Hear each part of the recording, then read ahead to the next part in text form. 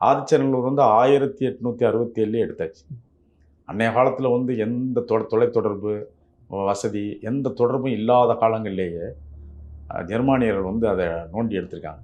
அது அவர்களுக்கு தரவு எங்கே கிடைச்சிது, எப்படி வந்து ஆதிச்சநல்லூர் எடுத்தார்கள். மாஸ் ஸ்பெக்ட்ரோஸ்கோப்பிங்கிற அனலைசரில் அந்த மாஸ் ஸ்பெக்ட்ரோஸ்கோப்பிங்கிற உபகரணம் அதில் போய் அமெரிக்காவில் கண்டுபிடிச்சதில் கீழடியில் வந்து கண்டுபிடிச்சது பெரிய ஆச்சரியம். கிறிஸ்து பிறப்பதற்கு முன் 3345 வருஷம் வந்துடுச்சு. ஏஜ் கரெக்டாக சொல்லிடுச்சு. 5000 ஆண்டுகளுக்கு முன் தீர்க்கமான ஆயுதங்களெல்லாம் கண்டுபிடிச்சிருக்காங்க, தீர்க்கமான வேளாண்மை கருவிகள்லாம் செஞ்சுருக்காங்க. அப்போ வேளாண்மை கருவிகளும் படைக்கருவிகள்லாம் செஞ்சு அழகாக இவ்வளவு செஞ்ச உயர்ந்த தமிழ் நாகரிகம் அங்கே நல்ல தெளிவாக தெரியுது. இப்போ கண்ணுக்கு முன்னாடி படம் போட்டு காமிக்கணும். இதை ஏன் நீங்கள் மறைக்கிறீங்க? இதை மறைக்க முடியாது சார். ஆங்கிலேயர்களுடைய தரவு தான் நமக்கு. அப்படி இருந்ததில் கீழடி வந்து உங்களுக்கு இப்போ இன்றைக்கி எல்லாருக்கும் வந்து ஒரு செருப்படி கொடுத்துருச்சு. இரும்பு நாகரிகம் 3345 வருஷனுடைய வந்து இருக்குது. எங்களுடைய ஆன்மீகர்களை எங்ககிட்ட ஆன்மீகர்களை எங்கள் ஆன்மீகம் பிரகாரம் வந்து முருகக்கடவுள் வந்து 10,000 ஆண்டுகளுக்கு முன்னாடி தோன்றிருக்கு. அமர்நாத் ராமகிருஷ்ணன் இப்போ என்ன சொல்கிறார் அப்படின்னா, காலத்தை மாற்ற சொல்கிறாங்க அப்படின்னு தான் அவர் சொல்கிறாங்க. மாற்றவே முடியாது சார். அப்படியே அவர் எழுதி மாற்றி கொடுத்தாலும் அவர் பிழப்பு கிழிஞ்சிடும். இதை வந்து எப்படி ஏற்றுக்கிறது? ஏற்றுக்கிட்டா இந்திய வரலாறை மாற்றி எழுதணும். நீங்கள் கீழடி ஏற்றுக்கிட்டா இந்திய வரலாறு அனைத்தும் பொய். நீங்கள் இவ்வளவும் கிடைச்சி நாகரிகத்தின் மூத்தவனாம இருந்திருக்கிறான் அப்படின்னு சொல்லி அங்கே என்ன ஒரே என்ன சார், அதில் தமிழர்கள்னு வரும். முதுவர்கள் நாகரிகம்லாம் எடுத்து அவங்க பண்டம் பாட்டெல்லாம் நோண்டிங்கன்னா எங்கேயோ போகும். அவங்கெல்லாம் ஆப்பிரிக்காவில் உள்ளவங்களும் ஆஸ்திரேலியாவில் பழங்குடியினரும் ஆப்பிரிக்காவில் உள்ள பழங்குடியினரும் தமிழர்களும் ஒத்து போவாங்க. ஹீப்ருங்கிறது இந்த கிரேக்கம் எல்லா லத்தீன மொழிகள் இதோடு சேர்ந்து தமிழும் மூத்த மொழின்னு வருது. எல்லாத்தையும் அடித்து தமிழ் மூத்த மொழின்னு வரும். கண்டிப்பாக எனக்கு நம்பிக்கை இருக்குது.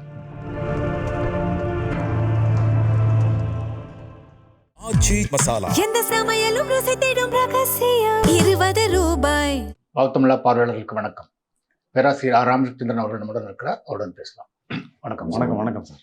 தமிழர்களோட தொன்மை ஆதாரங்களில் வந்து ஒரு பெரிய திருப்புமுனையாக இருந்தது வந்து கீழடி அகழாய்வு. அந்த கீழடி அகழாய்வை வந்து அந்த அகழாய்வு இடத்தை கண்டுபிடித்தது, முதல் 2 கட்ட அகழாய்வுகளை நடத்தினது வந்து தொல்லியல் ஆய்வாளர் ராமகிருஷ்ணன் சார். அவரோட ஆய்வு அறிக்கை வந்து ஒரு 982 பக்கத்தில் ஒரு ஆய்வு அறிக்கையை கொடுத்துருக்காரு. அந்த ஆய்வு அறிக்கை இது வரைக்கும் வெளி வரல. இதுக்கு நடுவில் சமீபத்தில் அவர் ஒரு பேட்டி கொடுத்திருந்தார். அந்த ஆய்வு அறிக்கையில் திருத்தங்கள் செய்ய சொல்கிறாங்க, குறிப்பாக கால கணிப்பை வந்து மாற்ற சொல்கிறாங்க. அதை நான் வந்து மறுத்திருக்கேன், அது அறிவியல் ஆதாரங்கள் அடிப்படையில் செய்யப்பட்டது, அதை மாற்ற முடியாது அப்படிங்கிற மாதிரி ஒரு மறுத்திருக்கிறத சொல்லியிருக்காரு. இந்த நேரத்தில் நமக்கு ஞாபகம் வர்றது ஆதிச்சநல்லூர் அகழாய்வில் இதே தான் நடந்தது. அந்த அகழாய்வு வந்து ரொம்ப நாளாக வெளிவிடாமல் இருந்தது.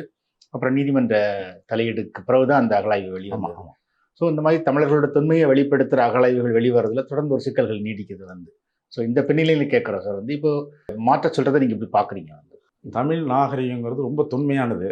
இந்த தொன்மையான தமிழ் நாகரிகத்தை வந்து பின்னால் வரலாறு மறைக்குது. ஒரு அருமையான தமிழ் குடி இருக்குது.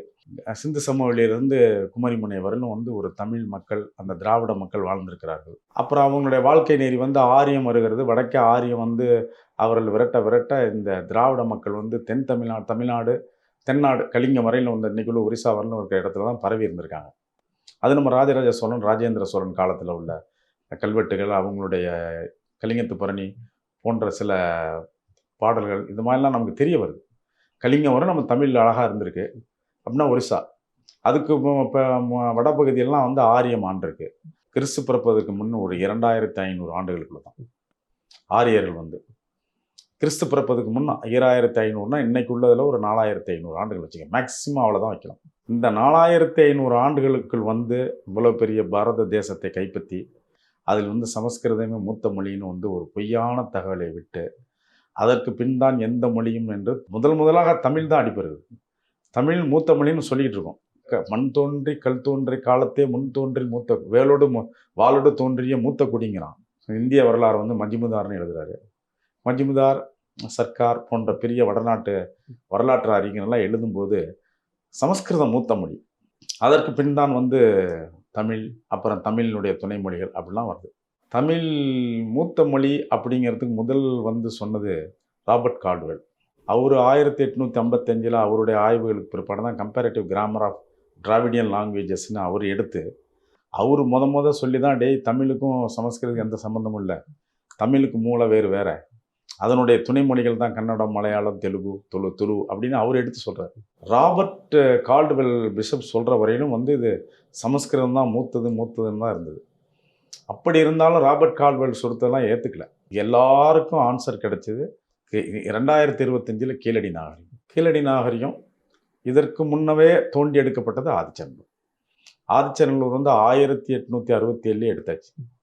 அன்றைய காலத்தில் வந்து எந்த தொலைத்தொடர்பு வசதி எந்த தொடர்பும் இல்லாத காலங்களிலேயே ஜெர்மானியர்கள் வந்து அதை நோண்டி எடுத்திருக்காங்க. அது அவர்களுக்கு தரவு எங்கே கிடைச்சிது, எப்படி வந்து ஆதிச்சநல்லூர் எடுத்தார்கள் அப்படிங்கிறதுலாம் வந்து வரலாற்று பதிவில் வந்து அவர்களுடைய மூலவர்கள் எழுதியிருக்காங்க. பல பேர் போய் பார்த்து நம்ம தமிழ்நாட்டிலேயே பல இடங்களில் பார்த்துருக்காங்க. அதில் ஆதிச்சநல்லூர் கிடச்சிருக்கு. அப்போ இதை வந்துங்க ஃபிடர் ஜோட்கர்னு ஜெர்மானியக்காரர் தான் முத நோண்டுறாரு. அப்புறம் அவர் பாதியிலேயே அதை முடிச்சுட்டு அவர் கண்டுபிடிச்ச பொருள்லாம் எடுத்துகிட்டு அப்படியே பெர்லின் மியூசியத்துக்கு கொண்டு போயிறார். அவருக்கு பின்னால் 1895 வந்த அலெக்சாண்டர் ரே அவர் தான் தரவாக ஆதிச்சநல்லூரை சிஸ்டமேட்டிக்காக நோண்டி பார்க்குறாரு. எல்லாம் எப்படி ஒரு அகலாய்வு செய்யணும் அப்படிங்கிற மாதிரி கொஞ்சம் கொஞ்சமாக ஒவ்வொரு இன்ச்சாக நோண்டி பார்த்து அதில் ஒரு பாத்திரம் பண்டெல்லாம் இருந்தோன்னா ரொம்ப அதை ப்ரஷ்ஷை எடுத்து தொடச்சி கிடச்சி அப்படிலாம் பண்ணி ரொம்ப பொறுமை வேணுங்க. எக்ஸ்கவேஷனுக்கு தொல்லியல் துறைங்கிறவங்கள அதை தோண்டி எடுக்கிறதுக்கு வந்து ரொம்ப பொறுமை வேணும். அந்த பொறுமையோடு எடுத்து ஆதிச்சநல்லூரில் வந்து 1895 வந்து உங்களுக்கு எல்லாமே முழுமைப்படுத்திட்டார். முழுமைப்படுத்தி டாக்குமெண்ட் பண்ணாலும் அது இப்போ மறைக்கப்பட்டு அது ஆதிச்சநல்லூர் பின்னாளில் வந்து அது உச்சநீதிமன்றத்துக்கு போய் அதை வந்து வெளியே எடுத்தாலும் அதில் வந்து சரியான அந்த வரலாற்று டைமில் இந்த வரலாற்று இது இருக்குது இல்லைங்களா, நிகழ்வு அது எந்த காலத்தில் கணிக்கப்பட்டதுங்கிறதுக்கு அங்கே கொஞ்சம் திக்கல் இருந்திருக்கு. அப்புறம் இந்த கீழடிங்கிறது வந்து இவங்க ஒரு அருமையான தமிழ் அரசு ஒரு அருமையாக நல்லதை செஞ்சுருக்காங்க. இதை சயின்டிஃபிக்காக கார்பன் டேட்டிங்க்கு அனுப்பிச்சிட்டாங்க. அப்போ நீங்கள் யுஎஸ்ஏல உள்ள 2 பெரிய கார்பன் டேட்டிங்னு என்னென்னு கேட்டிங்கன்னா, வானமண்டலத்தில் உள்ள கார்பன் டை ஆக்சைடு வந்து ஒளிச்சேர்க்கையில் அந்த தாவரத்துக்கு போயிடும். தாவரத்துக்கு போயிட்டு அந்த தாவரத்தில் இருந்துட்டு அது மிருகங்களுக்கும் போய் அப்புறம் மண்ணுக்கும் போய் மண்ணில் போய் மக்கி போனாலும் அந்த கார்பன் மட்டும் மக்காது. அப்போ அந்த கார்பன் வந்து 1 லட்சம் பல லட்சம் வருஷம் அந்த கார்பன் இருக்கும். அந்த கார்பனை கண்டுபிடிக்கிறதுக்கு இப்போ கருவிகள் இருக்குது. அப்போ அந்த கார்பனை அதை கண்டுபிடிச்சாச்சு. அந்த கரியமில வாயுவை கண்டுபிடிச்சாச்சு. மாஸ் ஸ்பெக்ட்ரோஸ்கோப்பிங்கிற அனலைசரில் அந்த மாஸ் ஸ்பெக்ட்ரோஸ்கோப்பிங்கிற உபகரணம் அதில் போய் அமெரிக்காவில் கண்டுபிடிச்சதில் கீழடியில் வந்து கண்டுபிடிச்சது பெரிய ஆச்சரியம். கிறிஸ்து பிறப்பதற்கு முன் 3345 வருஷம் வந்துடுச்சு. அது ஏஜ் கரெக்டாக சொல்லிடுச்சு. அதை ஒன்றும் நீங்கள் அந்த கார்பன் டேட்டிங்கிறது வந்து அதை வந்து மறைக்க முடியாது. இன்றைக்கி உள்ள அதிபூர்வமான விஞ்ஞானம் தான். கார்பனை கணக்கிடுதல்னா அதுக்கு மாஸ் ஸ்பெக்ட்ரோஸ்கோப்பி தான். அதில் மூலமாக அளந்தாச்சு. கீழடி வந்து கிறிஸ்து பிறப்பதற்கு முன் 3345 வருஷம் வந்துடுச்சு. அப்போ இந்த வருஷம் இதில் ஒரு 2000 கூட்டினீங்கன்னா 5500 வருஷம் வந்துடுதுல்ல. இதுதாங்க இக்கன்னா 5500 ஆண்டுகள்னா ஏற்கனவே மஜ்மதார்லாம் 1915 அவர் ஹிஸ்ட்ரிலாம் அவங்க எழுதும் பொழுது இந்திய வரலாறு வந்து தொன்மையானது வந்து கங்கை சமவெளி. அங்கே வந்து அந்த கார்பன் டேட்டிங்லாம் பண்ண ஒரு இடம் இருக்குது. அதில் வந்து 1800 ஆண்டுகள் கிறிஸ்து பிறப்பதற்கு முன் 1800 ஆண்டுகளுக்கு முன்னாடி இரும்பு கண்டுபிடிச்சிருக்காங்க. அப்போ இரும்பு காலத்தை கணக்குப்பட்டு வரும்பொழுதுங்க அவங்க இவ்வளோ காலமாக அந்த தோத்பூர்னு அந்த உத்தரப்பிரதேசத்தில் இருக்குது. உத்தரப்பிரதேசம் அந்த கங்கை சமவெளி தான் வந்துருது. அப்புறம் காஷ்மீரம் இந்த பகுதியில் எடுத்த கண்டுபிட்ட இரும்பு உருக்கு பொருள்லேருந்து தான் அதை கணக்கிடுறாங்க. அப்போ அந்த இரும்பு அயன் மெட்டீரியலுங்கிறத வந்து பார்த்து கணக்கிட்டதில் அவங்கக்கிட்ட கிடைச்ச தரவுகள் கிறிஸ்து பிறப்பதற்கு முன்னால் 1800 வருஷம். அதை பேஸ் பண்ணி வரலாறு எழுதிட்டாங்க. இந்தியா ஃபுல்லாக மஜ்மதாரா அவங்கெல்லாம் எல்லாம் எழுதியாச்சு. எழுதி முடித்து இந்திய வரலாறு இப்போ நல்லா அருமையாக போயிட்டுருக்குது. நாங்களாம் சமஸ்கிருதத்துக்கு கீழேன்னு ஒரு வரலாறு போயிட்டே இருக்குது. திடீர்னு வந்து ஆதிச்சநல்லூரில் வந்து அது வந்துருச்சு. எங்கே நம்ம சமஸ்கிருதத்துக்கு மேலே போயிருமோன்னு பயத்தில் அன்னைய தேதிக்கு வெளியிடலை. அப்புறம் அது வெளியிட்டாலும் அதில் வந்து 1000 ஆண்டுகளுக்கு கிறிஸ்து பிறப்பதுக்கு முன்னாடி 1000 ஆண்டுகளுக்கு முன்னாடின்னு நிப்பாட்டிட்டாங்க. அப்போ 1800 வருஷத்துக்கு பின்னால்னா 800 வருஷத்துக்கு பின்னால் தான் தமிழ் அப்படிங்கிற மாதிரி ஒரு தமிழை கொண்டு கீழே இறக்கி வந்து வெயிட்டை கீழே போட்டு இறக்கி வச்சாங்க. அதை ஏற்ற விரும்பலை. பெரிய வரலாற்று ஆசிரியர்களுடைய பிழை, இந்திய அரசாங்கத்தினுடைய பிழை, தமிழ் ஆய்வாளர்களுக்கிட்டையும் உள்ள நல்ல பெரிய ஆய்வுத்திறன்மை இல்லை. தமிழ் ஆய்வாளர்கள்னு பார்த்தீங்கன்னா தமிழ் ஆய்வாளர்கள் தவறு நிறைய பண்ணியிருக்காங்க. அவங்க கிடைச்ச அந்த நீலகண்ட சாஸ்திரின்னு ஒரு வரலாற்று ஆசிரியர் எழுதியிருக்காரு, தென்னக வரலாறுன்னு. ராமச்சந்திர தீட்சிதர் இருக்காரு, சேஷாய்யர் எழுதியிருக்காரு. எல்லாமே ஆரிய வர்க்கத்தை சேர்ந்தது தான் அந்த வரலாற்று ஆசிரியர். ஓரிரு பிள்ளைகள் தான் சேது பிள்ளை மாதிரி கதிரேசன் செட்டியார், இந்த மாதிரி பல பின்னாளில் வந்து அவங்களாம் அதில் தொத்திக்கிட்டா கூட முன்னாடி எழுதின வரலாறுலேருந்து அவங்க யாரும் எதிர்த்து நீராடலை, போராடல. எல்லாருமே வந்து அதே இதில் அந்த ராமச்சந்திர சேஷாய்யர், நீலகண்ட சாஸ்திரி, தென்னக வரலாறு வந்து மஜுமதாரனுடைய இந்திய வரலாறை பொறுத்து இருந்தது. அதில் வந்து உங்களுக்கு லார்ட் மெக்கன்சின்னு தொல்லியல் துறையினுடைய ஆய்வாளர் அந்த ஆங்கிலேயர் காலத்தில் அவர் எல்லாமே வந்து நம்ம சோழ நாகரிகத்தினுடைய யார் யார் ஆண்டாங்க எந்தெந்த காலத்துல அப்பயே டேபிளேஷன் பண்ணிட்டார். அதை பெருசுப்படுத்தி தான் நீலகண்ட சாஸ்திரி வரலாறு எழுதுறாரு. ஆக ஆங்கிலேயர்களுடைய தரவு தான் நமக்கு. அப்படி இருந்ததில் கீழடி வந்து உங்களுக்கு இப்போ இன்னைக்கு எல்லாருக்கும் வந்து ஒரு செருப்படி கொடுத்துருச்சு. 3335 வருஷம் கிறிஸ்து பிறப்பதற்கு முன், அதை மறைக்க முடியாது. கார்பன் டேட்டிங் அவங்க போய் நம்ம அந்த அந்த அந்த சென்டரில் போய் இதை மாற்றி எழுதி கொடுங்கலாம் சொல்ல முடியாது. அதெல்லாம் உலகளாவிய லேபு. அதில் ஒரு பொருளை கொடுத்தீங்கன்னா அதில் என்ன கரியமலை வாய் இருக்குதோ அதனுடைய வயதை நிர்ணயிச்சிடலாம். அப்போ நிர்ணயிச்சாச்சு.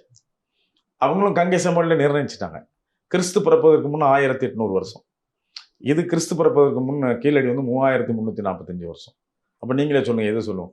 3345ங்கிறது எந்திரிச்சு நிற்கிது இல்லை? அந்த ஃபைல் இப்போ போகுது, டெல்லிக்கு போகுது. டெல்லிக்கு போனோன்னா அது மத்திய அரசாங்கத்துக்கு வேர்த்து கொட்டுது. இதை வந்து எப்படி ஏற்றுக்கிறது? ஏற்றுக்கிட்டா இந்திய வரலாறை மாற்றி எழுதணும். நீங்கள் கீழடி ஏற்றுக்கிட்டா இந்திய வரலாறு அனைத்தும் பொய் அப்படிங்கிறது வந்துடும். சமீப காலத்தில் வந்து 2019 வந்து உங்களுக்கு ஆக்ஸ்போர்டில் வந்து ஒரு ஆய்வு எடுத்தாங்க. அதில் வந்து பரிணாம நுண்ணணுக்கள் மூலமாக ஆய்வு எடுத்ததில் திராவிடர்கள் வந்து சுமார் 1000 ஆண்டுகளுக்கு முன்னாடியே சிந்து சமவெளி நாகரிகத்தில் உச்சத்தில் இருந்திருக்காங்கன்னு வருது. இவர்களே கிறிஸ்து பிறப்பதுக்கு முன்னாடி 2500, 2000, 2000, 2500 வந்தது தான். அதுக்கு முன்னாடி 1000 ஆண்டுகளுக்கு முன்னாடியே வந்து சிந்து சமவெளி நாகரிகத்தில் இந்த பரிணாமம் அங்கே இருந்திருக்கு அப்படின்னு சொல்லி உங்களுக்கு குரோமோசோம் ஸ்டடி, டிஎன்ஏ ஸ்டடின்னு சொல்கிறோம். டிஎன்ஏல ஸ்டடி பண்ணி அறிவியல் பூர்வமாகவும் சார் நம்ம சிந்து சமவெளி நாகரிகத்திலிருந்து தமிழ் மூத்த குடி அப்படின்னு அறிவியலும் நொறுக்கிருச்சு. இப்போ அந்த 2019 வந்த ஆக்ஸ்போர்டு அந்த அந்த அறிக்கையை வந்து பெரிதிப்படுத்தலை. ஆனால் என்ன அதுக்கு பிற்பாடு என்னன்னு கேட்டிங்கன்னா, சமஸ்கிருதம் நாங்கள் மூத்ததுங்கிற பேச்சு மூச்சு இல்லாமல் இருந்தது, சத்தம் இல்லாமல் இருந்தது. இப்போ கீழடி வந்து இதுவும் இன்னும் வெளிப்படையான நிறைய பேருக்கு தெரியாதுங்க. அந்த ஆய்வறிக்கை எல்லாம் தமிழ்லேயே எல்லாம் போட்டிருக்காங்க. தமிழ்நாடு தொல்லியல் துறை எல்லாம் ஸ்கூலுக்கு கொடுக்கணும். இதனுடைய காப்பியெல்லாம் ஸ்கூலுக்கு கொடுத்து வரலாற்றில் எழுதி தமிழினுடைய தொன்மையை தெரிவிக்கிறதுக்கு நம்ம கடமைப்பட்டிருக்கோம். எதிர்காலம் பதில் சொல்லணும். அமர்நாத் ராமகிருஷ்ணன் குறிப்பா என்ன சொல்றாரு அப்படின்னா, காலத்தை மாற்ற சொல்றாங்க அப்படின்னு தான் அவர் சொல்றாரு. மாற்றவே முடியாது சார். அப்படியே அவர் எழுதி மாற்றி கொடுத்தாலும் அவர் பிழப்பு கிழிஞ்சிடும். எப்படி நீங்கள் வந்து ஒரு கார்பன் டேட்டிங் நாங்களாம் ஆய்வாளர்கள், எங்களுக்கும் அதில் தான் நம்பிக்கை இருக்கும்.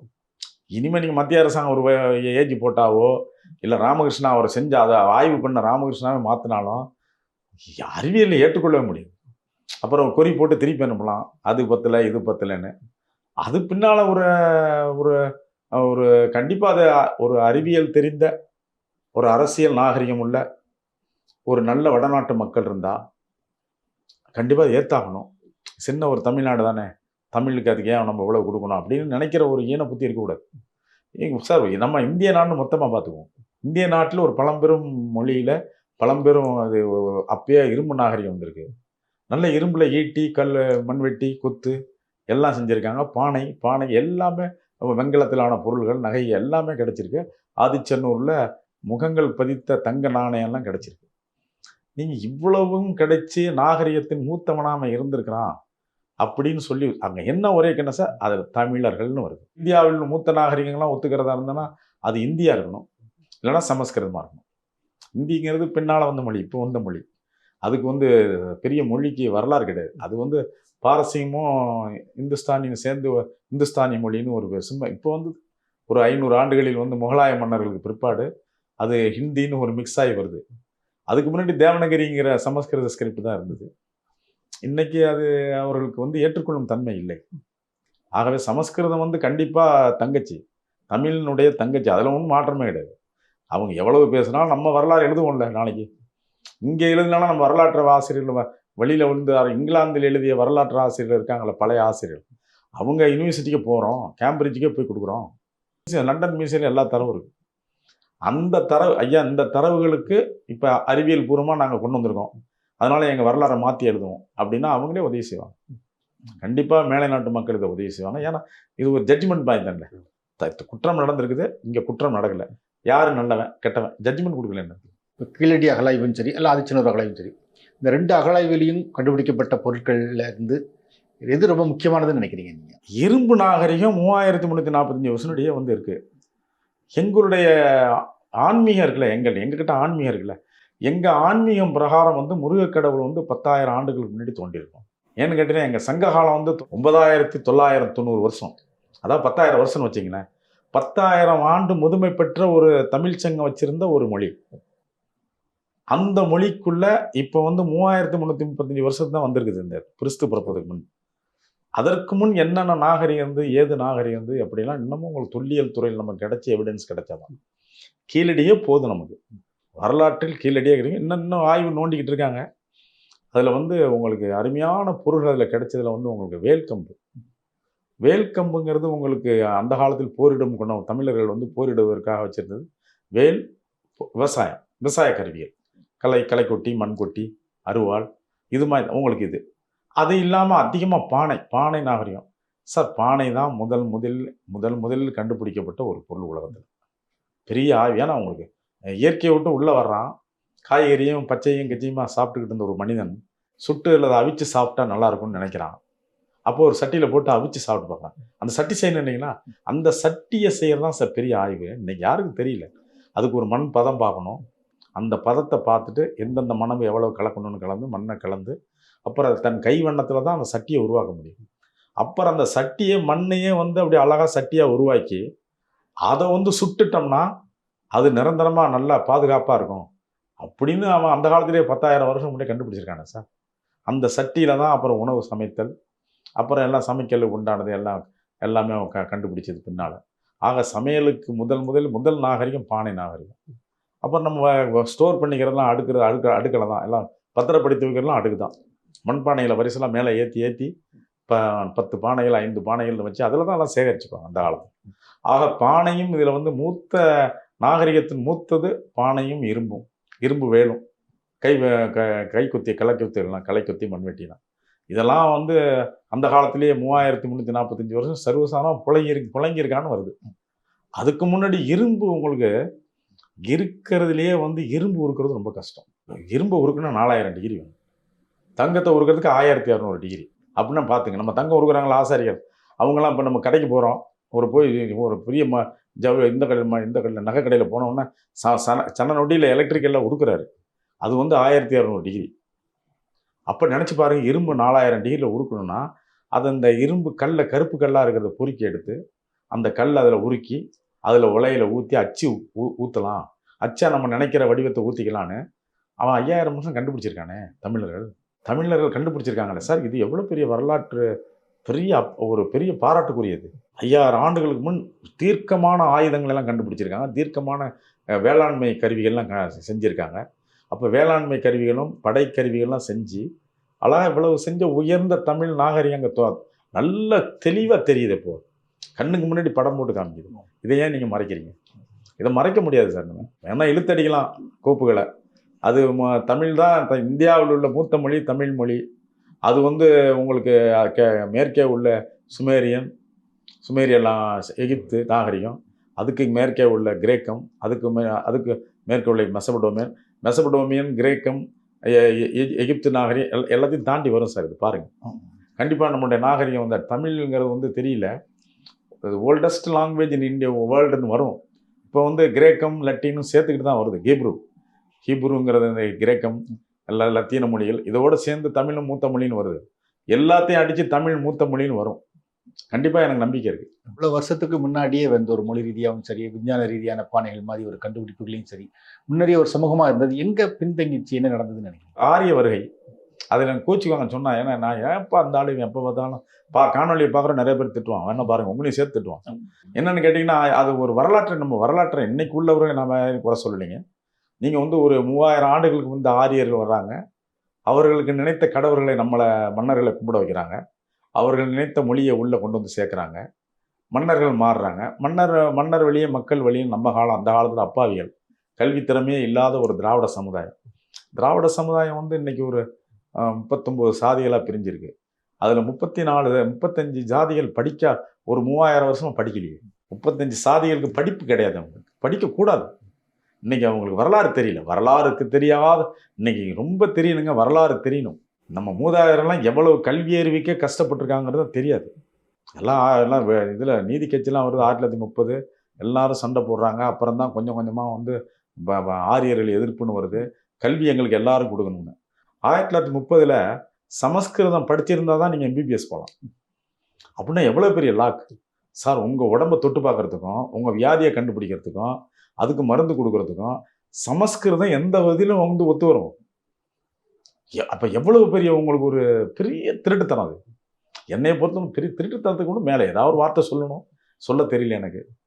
சமஸ்கிருதம் படித்தாதான் எம்பிபிஎஸ் போகலாங்கிற ஒரு என்ன தனம் அது. அது ஒரு எண்ணம், என்ன அசிங்கம்னு தெரியல எனக்கு.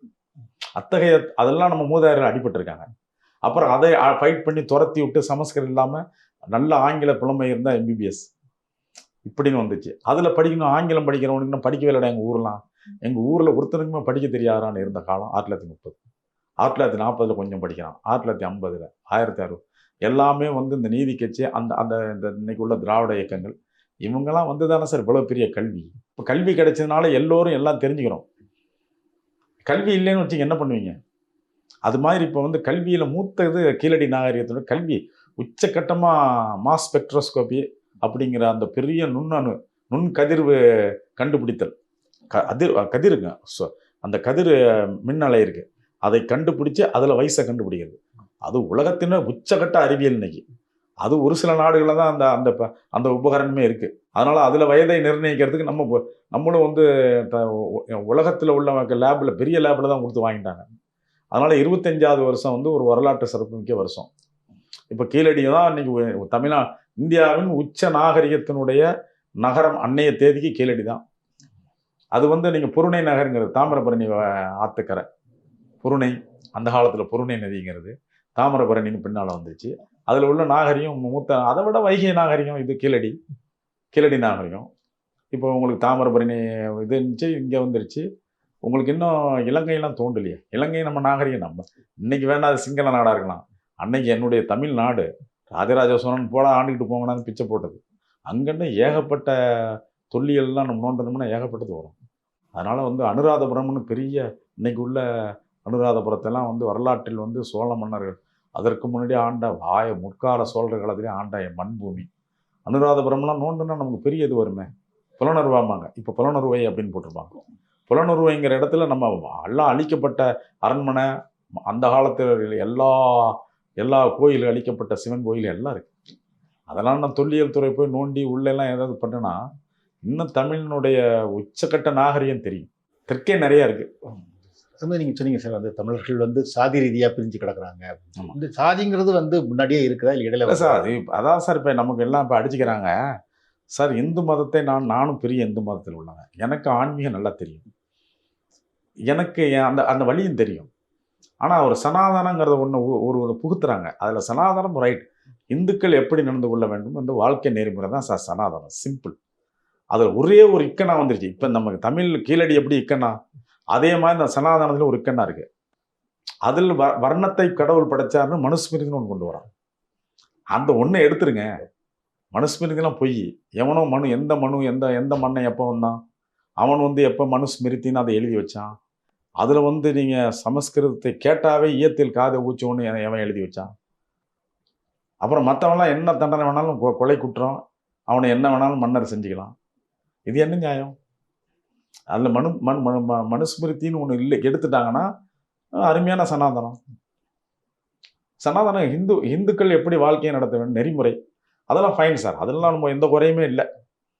சனாதனத்தில் மனுஸ்மிருதியை எடுத்துருங்க ஐயா, அவ்வளோதான் நம்ம வேண்டுதல். என் தமிழ் அதில் தான் வரும். மனுஸ்மிருதி எடுத்துட்டா என் தமிழ் நாகரிகம் உள்ள வந்துடும். என் தமிழ் நாகரிகம் இன்னும் வெளியே வரல, அதனால் அது வரணும் சார். நம்ம இப்போ ஆதிச்சநல்லூர் கீழடி பற்றி பேசுகிறோம். இது மாதிரி பார்த்தீங்கன்னா வந்து சிவகலை, கொடுமணல் இதெல்லாம் கூட அகலாய்வு நடந்திருக்கு. இந்த அகலாய்வு முடிவுகள்லாம் வச்சு இது ஒரு தொடர்ச்சியாக பார்க்கலாமா? தொல்லியல் துறைங்கிறது இந்திய அரசாங்கத்துக்கு உள்ளது. அவர்கள் முன்னேற்பாடாக வந்து இறங்கி செஞ்சால் இன்னும் எவ்வளவோ கண்டுபிடிக்கலாம் சார். இப்பயே கீழடியை குத்துதே, என்னத்தை நம்ம சிவகலையை கீழடியெல்லாம் குத்துதே. இப்போது சிவகலையில் எடுத்தது தான் இவ்வளவோ எடுத்தது. சிவகலையில் எடுத்தது தான் அந்த 3345 வருஷம். அப்புறம் கீழடி இந்த எல்லா நாகரிகம் எடுத்து நோண்ட சார். அப்புறம் உங்களுக்கு சிவகலை தான் இப்போ முக்கியமான இப்போ ஒரு எவிடன்ஸ். அடுத்து இப்போ கீழடி. இப்போ இது மாதிரி நிறைய இடம் இருக்குது சார். மயிலாடும்பாறை, நம்ம தமிழ்நாட்டிலே நிறைய இடங்கள் இருக்குது. அதனால வந்து இன்னும் நீங்கள் முதுவர்கள்னு இருக்காங்க முதுமலையில். முதுவர்கள் நாகரிகம்லாம் எடுத்து அவங்க பண்டம் பாட்டெல்லாம் நோண்டினீங்கன்னா எங்கேயோ போகும். அவங்கெல்லாம் ஆப்பிரிக்காவில் உள்ளவங்களும், ஆஸ்திரேலியாவில் பழங்குடியினரும், ஆப்பிரிக்காவில் உள்ள பழங்குடியினரும், தமிழர்களும் ஒத்து போவாங்க. இதே கார்பன் டேட்டிங் பண்ணதில் அவங்களுக்கு வயசு வந்து 65,000 வருஷம். ஆஸ்திரேலியாவில் ஒரு பழங்குடியினர் அவருடைய உயிர் எலும்புகள்லாம் துண்டு எடுத்து அதில் கார்பன் அளவு எடுத்த 65,000 வருஷம் வருது. அவர்கள் நெற்றியில் விபூதி பூசுகிறாங்க. உங்களுக்கு ஆஸ்திரேலிய பழங்குடியினர் என்னமோ தெரியல, காரணம் தெரியாமல் நெற்றி உடம்பெல்லாம் விபூதி பூசிக்கிறாங்க. காரணம் நம்ம வந்து அன்னைய தேதிக்கு நம்ம லெமோரியா கண்ட உடஞ்சி பிரிஞ்ச உடனே அந்த பக்கம் கிழக்கு பகுதியில் பாதி பேர் போயிடுறாங்க, மேற்கு பக்கம் ஆப்பிரிக்கா பக்கம் பாதி பேர் போயிடுறாங்க. சென்டரில் நம்ம மாட்டிக்கிட்டோம். அது கண்டங்களாக பிரிஞ்ச உடனே நீர் வந்து உள்ளே பூந்த உடனே கண்டங்களாக மாறிடுச்சு. அதுக்கு கான்டினென்டல் ட்ரிஃப்ட்டுமாங்க, கண்டங்கள் நகர்வு. அதில் நடந்துருச்சு. லெமோரியா கண்ட உடஞ்சி போச்சு. ஆஸ்திரேலியா பக்கம் போனவங்க இன்னும் பழங்குடியினர் எச்சம் இருக்குது.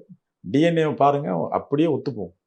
தமிழர்கள் டிஎன்ஏவும் ஆஸ்திரேலிய பழங்குடி மக்களும் ஆப்பிரிக்க பழங்குடி மக்களுக்கும் ஒரே பரிணாமம் டிஎன்ஏ இருக்கும். அதை இன்னும் படிக்கலை. 3 அடுத்து ஆய்வு எடுத்தாங்கன்னா அப்புறம் உங்களுக்கு அப்படியே போகும்.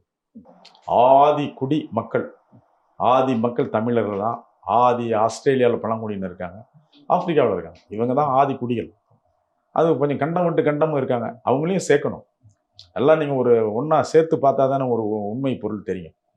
அதனால் நம்ம இன்னும் ஆய்வுகளை நம்ம விரிவுபடுத்தணும். நம்ம ஆஸ்திரேலியா வரலும் போய் விரிவு, இங்கே ஆப்பிரிக்கா வரலும் விரிவு. இதில் விரிவுபடுத்தி நம்மளை ஒட்டுனோம்னா நம்ம எங்கேயோ போவோம். ஏற்கனவே மதுரையில் விருமாண்டின்னு ஒருத்தருக்கு டிஎன்ஏ செட் பண்ணல, ஒரு ஆப்பிரிக்காவோட தொடர்ச்சி அப்படிங்கிற மாதிரி. அது அவங்களுக்கு உசிலம்பட்டியில் விருமாண்டியை வந்து அவர் டிஎன்ஏ எடுத்திருக்காங்க. அப்புறம் அதில் பார்த்தீங்கன்னா ஆப்பிரிக்கன் டிஎன்ஏவோடு ஒத்து போகுங்க. அவன் நம்ம சகோதரர் தானே. இதே மாதிரி தான் ஆஸ்திரேலியா வரலும் பழங்குடியில் இருக்காங்க. நமக்கு எல்லாமே சார் டிஎன்ஏ எங்கே இருக்கிற ஒரு உசிலம்பட்டிக்காரனுக்கு எப்படி சார் ஆப்பிரிக்க பழங்குடியினருக்கு வந்து அவனுக்கு வரும் விரும்பாண்டியே. அதனால் நீங்கள் சார் நிறைய தொடர்புகள் இருக்குது. தமிழ் மக்கள் எல்லோரும் அண்ணன் தம்பிகள். அது புறநானூறு இருக்குது. புறநானூற்றில் 335வது பாடலில் எல்லாம் கிளியராக இருக்குது. எல்லாரும் 335வது பாடலை படிக்கட்டும் புறநானூரில். அதுக்கு பிற்பாடு என்கிட்ட வரட்டும். ஆரியர்கள் நான் திட்டுறேன்னா எதுக்கு அதில் செய்கிறாங்கன்னா அதுக்கு பொருள் அங்கே இருக்குது. பாணன் பறையன் கடம்பன் துடிலன் என்று வேறு குடி இல்லை அப்படின்னு சொல்லி 4 வகை பூக்கள், 4 வகை மக்கள், குடி, 4 வகை நிலங்கள், 4 வகை எல்லாமே தானியங்கள். நாங்கள் 4 தான் எங்கள் புறநானூரில் சொல்கிறது 4. 4 குடிமக்கள், 4 தானியங்கள், அப்புறம் 4 நிலங்கள், அப்புறம் சுவாமிக்கு அர்ச்சனை பண்ணுறதுக்கு 4 பூக்கள். இதுதான்டா எங்கள் பிரதானன்னு வந்து புறநானூரில் இருக்குது. 4 335வது பாடல். அதிலிருந்து எல்லாம் எடுங்க. வரலாறை வந்து நீங்கள் அப்படியே சிவகலை கீழடிலாம் வரும், எல்லாம் மாறி வரும். சிவகலை பெரிய நாகரிகம். அதில் தான் நீங்கள் 3345 வருஷம் சிவகலையில் தான் கொண்டோம். கீழடியும் சேர்த்து வருது. அப்புறம் ஆதிச்சநல்லூர் எல்லாம் அந்த எல்லாமே அவங்க தாமிரபரணி அந்த வைகை ஆற்று தானே. அப்புறம் உங்களுக்கு இதாக இருக்குல்ல. இது இப்போ காவிரி ஆறு வந்து தான் சார் வரலாற்றை பொய்யா எழுதுது. ஏன்னா காவிரி ஆற்றில் வந்து பின்னால் இருந்து ஆரியர்களுடைய குடியேற்றல் அதிகம். எஸ்பெஷலி தஞ்சை மாவட்டங்களில் குடியேற்றம் ஜாஸ்தி. 2000 ஆண்டுகளாக அங்கே வந்துட்டாங்க. அதனால் வந்து ஆரிய சோழ மன்னர்கள் எல்லாமே அவர்களுடைய கைவசத்தில் தான் இருந்தாங்க. அதனால் இங்கே சோழ நாகரிகத்தில் காவிரி வரலாறு மறைஞ்சிருக்கு. இன்னமும் வைகையும் தாமிரபரணியும் தூக்கி பிடிக்குது. இன்னும் வரலாறு வடக்க கலிங்க வரல இருக்குது சார். கலிங்கம் பூரி ஜெகநாதரே நம்ம தமிழ் மன்னர்கள் கட்டினது தானே, சோழ மன்னர்கள் கட்டான். அனந்தவர்மன் சோழ கங்கை கொண்டான் தான் அவன் பேர். அவன் இன்னைக்கு போனீங்கன்னா சோழ கங்கான்னு எழுதி வச்சுருக்காங்க. வைத்தேரியதே அனந்தவர்மன் சோழ கங்கை கொண்டான், அமுத சுந்தரி அவன் அரசி. அப்போ அந்த அமுத சுந்தரி அரசையும் கங்கை கொண்ட சோழனும் கட்டியிருக்காங்க. அனந்தவர்மன் சோழ கங்கை கொண்டான். எப்பயுமே கங்கை கொண்டானுங்க அவங்க தாத்தா பேரையே வச்சுக்கிட்டாங்க. பின்னாடி வந்த சந்ததியெல்லாம் கங்கை கொண்டாங்க ராஜேந்திர சோழன் மரியாதைனாலையும் அவங்க பரம்பரை 4-5 தலைமுறை வருது சோழர் பரம்பரை. அதில் வடக்க கலிங்கத்தில் அதில் வரவங்க எல்லாமே கங்கை கொண்டான் தான் அதில் மாற்றிருக்காங்க. அவங்க வந்து ராஷ்டிரகூடர்கள் சாளுக்கியர்களும் கலப்படம், நம்ம சோழ மன்னர்களோட கலப்படம் இருந்தாலும் அவர்கள் வந்து அந்த கங்கை கொண்டான்னு நம்ம தாத்தா அவனுடைய பேரை மறைக்கல. பூரி ஜெகநாதர் கட்டினதை தான், கொணாரக் கோயில் கட்டினதும் தமிழர்கள் தான். வரலாறு மறைக்கிறாங்க சார். வரலாறு எழுதணும், எந்திரிச்சு நிற்கணும். இப்போ எந்திரிச்சு நிற்கணும். தமிழ் துறை பெருசாக வரணும். தமிழ்நாடு அரசுக்கு உதவி செய்யணும். புறநானூறு தான் எனக்கு. புறநானூறு, அகநானூறு.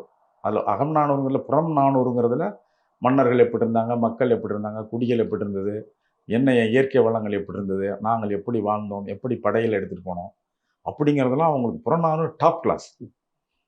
அதுக்கடுத்து கலிங்கத்து பரணி. அந்த கலிங்கத்து பரணிங்கிறதுல எப்படி சோழன் வந்து கலிங்கம் வரலும் படையெடுத்தான், எப்படி போனாங்கிறது பர்ஃபெக்டாக ஒரு கலிங்கத்து பரணி பாடல் இருக்குது. அடுத்து உங்களுக்கு சொல்லவே வேண்டாம் சிலப்பதிகாரம். இளங்கோவடிகளுடைய சிலப்பதிகாரம் அருமையான ஒரு சயின்டிஃபிக் வரலாறு விஞ்ஞானத்தோடு சேர்ந்த ஒரு பொய்யில்லாத ஒரு கதாபாத்திரத்தோடு சிலப்பதிகாரம் உண்மை நிகழ்வு, கண்ணகி வரலாறு. அதனால் சிலப்பதிகாரம் இதெல்லாம் எடுத்தால் போதும் சார். புறநானூறு, சிலப்பதிகாரம், கலிங்கத்து பரணி, இன்னும் நிறையா இருக்குது. உங்களுக்கு நிறைய அங்கங்கே விட்டு நிறையா இலக்கியங்கள் படைப்பு இருக்குது. அதெல்லாம் நீங்கள் வந்து பார்த்தீங்கன்னா தமிழருடைய வீரம் அங்கேயும் ஒவ்வொரு கவிஞரும் தமிழர் வீரத்தை மட்டும் சொல்லாமல் இல்லை சார் எங்கேயுமே. அதனால் ஒரு பெரிய வீர பரம்பரை ஒரு காலம். அதனால தான் வந்து கடாரவரலும் ராஜேந்திர சோழன் காலத்தில் கடாரவரலும் ஜெயிச்சிட்டோம். நம்ம இதெல்லாம் சொல்லிக்கிட்டு இருக்க இடையில ஆனமங்கலம் செப்பேடு வந்து ராஜராஜன் காலத்திலேயே கடாரம் மன்னனுக்கு வந்து இங்கே நீங்கள் புத்த கோயில் கட்டிங்கன்னு பர்மிஷன் கொடுத்துருக்காரு.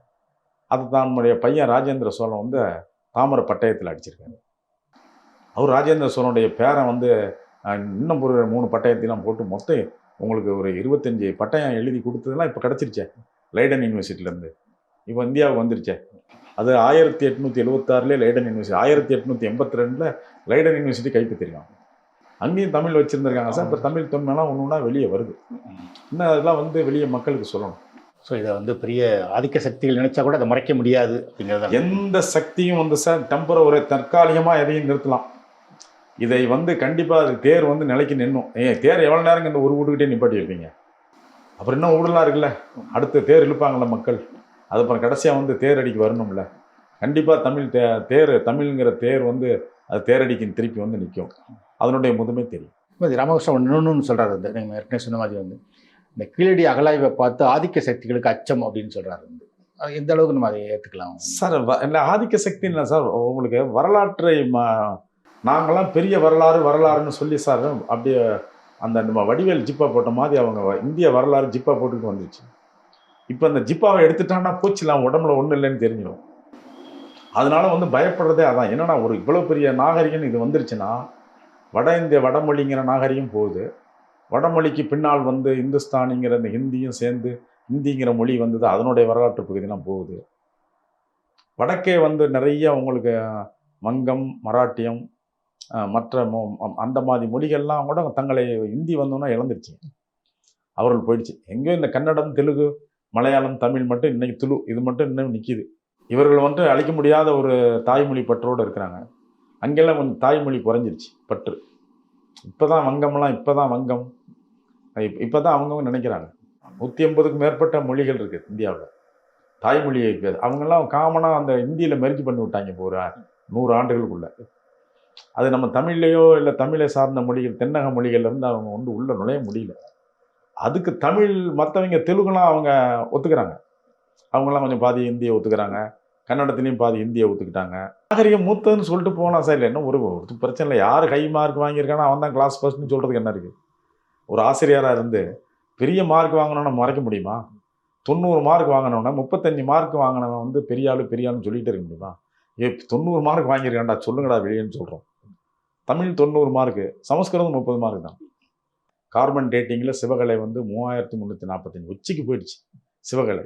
இப்போ கீழடியும் 1000 ஆண்டுகளுக்கு முன்னாடி உள்ளதுன்னு தெரியுது. கீழடி 1000 ஆண்டுகளுக்கு முன்னாடி கிறிஸ்து பிறப்பதுக்கு முன். சிவகலை 3345. இதெல்லாம் சார் வரலாறுக்கு போதும். வரலாற்றில் நான் தான் மூத்தவன் சொல்கிறதுக்கு இந்த இது போதும். இதை யாரும் இனிமேல் குறைச்செல்லாம் எழுத முடியாது. உலகம் பூரா வந்து இந்த ஒரு 100 ஆண்டுகளில் வந்து நாங்கள் மூத்தாளும் சமஸ்கிருத நம்பினவர்களும் எல்லாருமே அதற்கெல்லாம் வந்து ஒத்துழைச்சாங்க. அது வந்து இன்னைக்கு வந்து இல்லை பொய்ன்னு வந்து வரும்பொழுது அதை இன்னைக்கு நிப்பாட்ட முடியாது. வரலாறு கண்டிப்பாக மாற்றி எழுதப்படணும். அப்போ வந்து பார்த்திங்கன்னா வங்கம்னா என்ன, மகதம்னா என்ன, குர்ஜரம்னா என்ன, சௌராஷ்டிரம்னா என்ன, காஷ்மீரம்னா என்னன்னு காஷ்மீர் எல்லாரும் வரலாற்று பகுதிக்கும் இவன் தான் மூத்தவன் அப்படின்னு மேலே வந்து ஒரு இது வைக்க வேண்டியிருக்கு சார்.